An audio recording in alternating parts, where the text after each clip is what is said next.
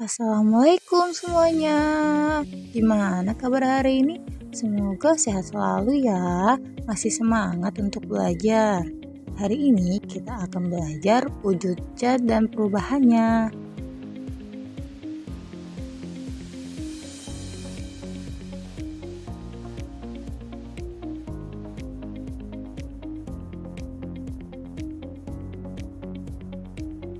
Pernah nggak sih teman-teman itu memperhatikan benda yang ada di lingkungan teman-teman?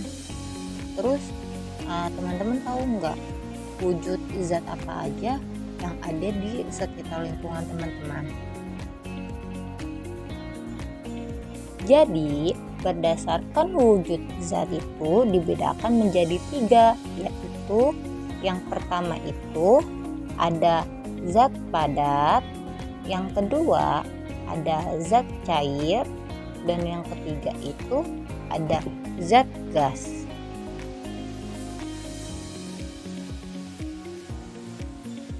Macam-macam wujud zat. Yang pertama itu ada zat padat, kemudian zat cair, dan yang terakhir gas. Yang pertama kita bahas yaitu zat padat. Zat padat jika dimasukkan ke dalam tempat, maka bentuknya tidak akan berubah. Begitupun dengan volumenya. Misalnya kursi, meja, pulpen, dan lain sebagainya. Yang kedua yaitu zat cair. Zat cair ini jika dimasukkan ke dalam wadah atau tempat, maka bentuknya itu akan berubah mengikuti wadahnya, tetapi volumenya tetap.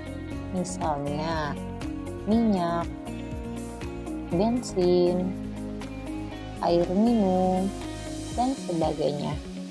Yang ketiga yaitu gas. Gas ini jika dimasukkan ke dalam wadah, maka bentuknya itu akan berubah dan volumenya pun berubah-ubah. Misalnya asap, angin, dan lain sebagainya.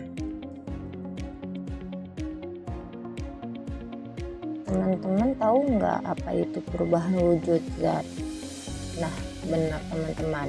Jadi, perubahan wujud zat adalah salah satu bentuk terjadinya gejala perubahan pada suatu benda menjadi berbeda wujud dari sebelumnya, baik itu ukuran, bentuk, warna, dan aroma atau baunya yang berbeda. Ada 6 perubahan wujud zat. Yang pertama itu membeku, yang kedua mencair, yang ketiga mengkristal, yang keempat menyublim, yang kelima mengembun, dan yang keenam yaitu menguap. Selanjutnya akan dijelaskan satu persatu mengenai perubahan wujud zat. Mencair merupakan perubahan wujud benda padat menjadi cair akibat suhu yang panas. Nah, agar terjadi perubahan wujud mencair memerlukan panas atau kalor yang mempengaruhi benda tersebut. Perubahan wujud benda ini disebut juga dengan istilah meleleh. Contohnya mentega yang dipanaskan dan es batu yang dibiarkan mencair. Contoh perubahan wujud zat padat menjadi cair. Yang pertama itu melelehkan coklat batangan menjadi lebih kental dengan memanaskannya di kompor. Yang kedua yaitu membakar lilin yang dapat melelehkannya karena adanya energi panas yang membuat bahan lilin menjadi cair. Selanjutnya yaitu membeku. Membeku adalah bentuk perubahan wujud yang terjadi pada benda cair menjadi benda padat. Perubahan wujud membeku bisa dikatakan kebalikan dari mencair. Contohnya, pada saat kita membuat agar-agar. Agar-agar mulainya cair, kemudian membeku.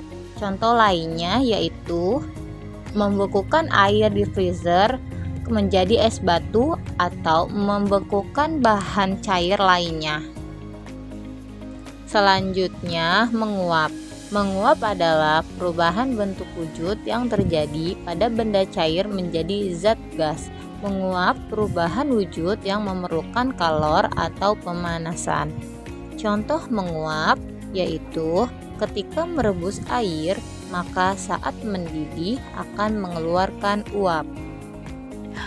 Mengembun. Mengembun adalah bentuk perubahan wujud yang terjadi pada benda gas menjadi benda cair.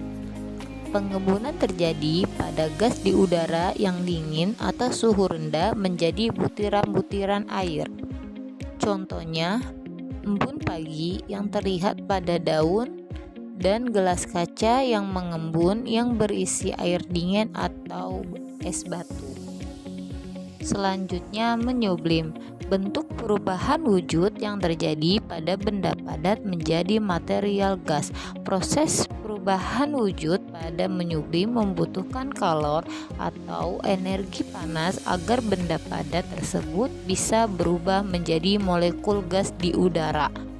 Contohnya, meletakkan kapur barus atau kamper di suatu ruangan, maka lama-kelamaan akan habis benda padat itu karena menyublim ke udara.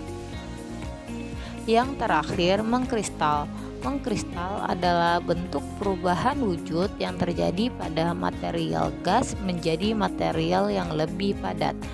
Perubahan wujud ini terjadi karena adanya pelepasan energi panas atau kalor pada suhu yang lebih rendah dari benda. Contoh mengkristal.